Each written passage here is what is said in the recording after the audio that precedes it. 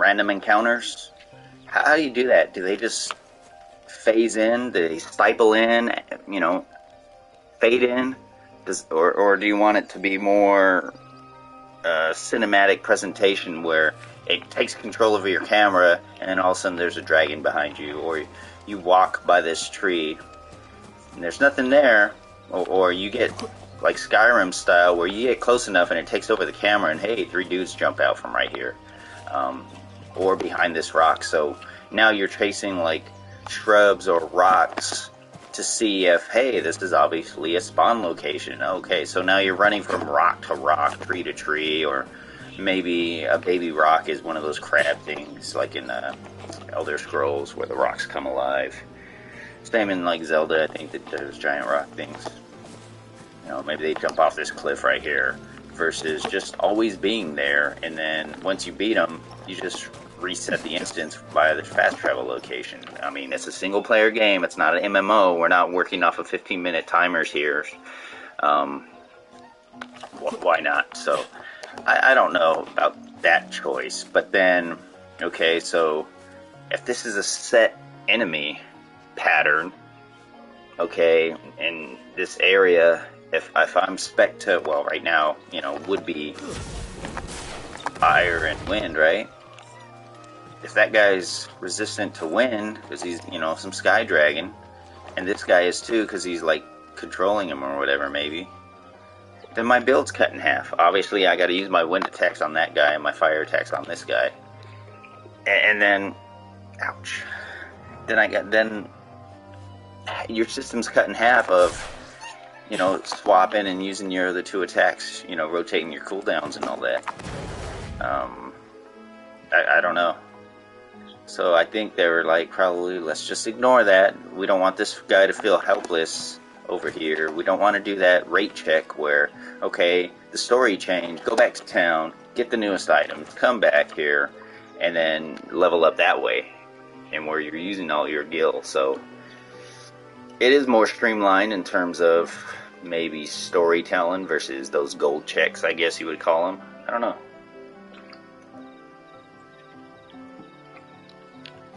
And saying, okay, well, now we have this downward attack for fire, this downward attack for wind, you know, this, because you have the button combo, right?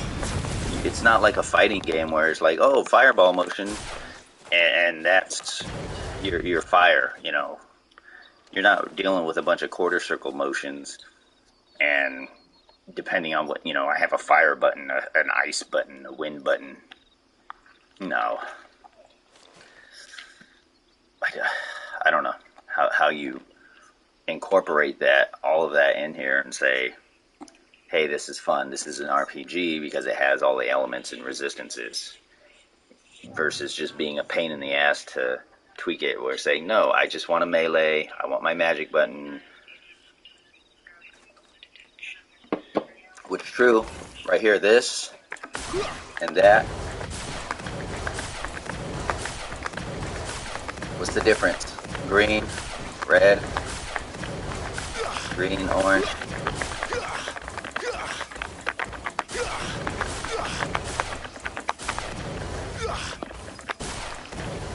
Is it ignoring my button? There it goes.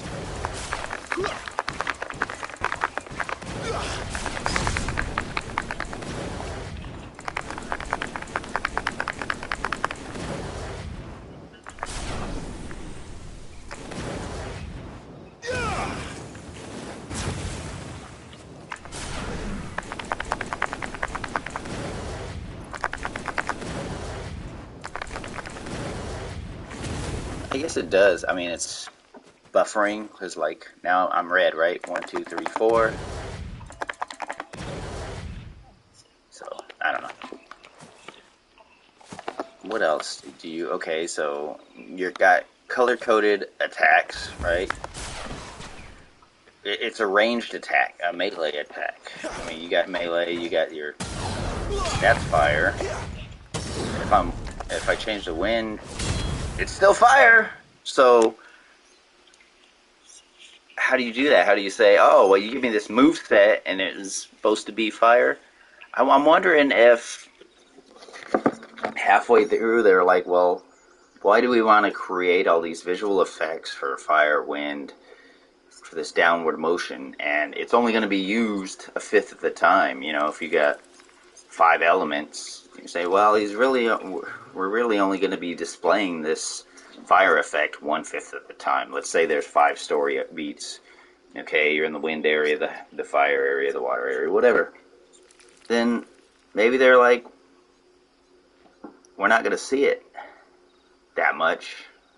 Or the other way is, now we got to create 5 times as many assets for the same attacks, because once they decided, hey, this is how combat works, you know, whether it's swapping, you have these 2 attacks, and then the jumper downward, whatever.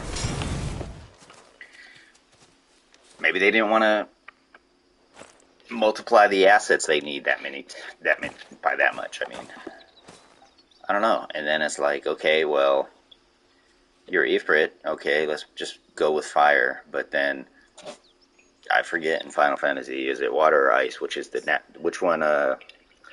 Fire is immune to or vulnerable to. So maybe they're like, no, we don't want you to feel like you're stuck being vulnerable to this type. And then, okay, there's this area, and you're vulnerable to it. You're just permanently vulnerable to these type of enemies in this area, and then it feels really scripted to where, like, you know, the game makers did this, intentionally made this hard, and then now the difficulty is based off of resistances or you being vulnerable. Oh, I'm vulnerable in this area, you know. Is that really fun? Because with what they wanted to do with him being, you know, the dominant of fire and all that crap. So, like, I don't know. Maybe that's why they had to cut it out, because they didn't want you being vulnerable, didn't want you being super powerful in this different scenario. So, I don't know. That's all I got.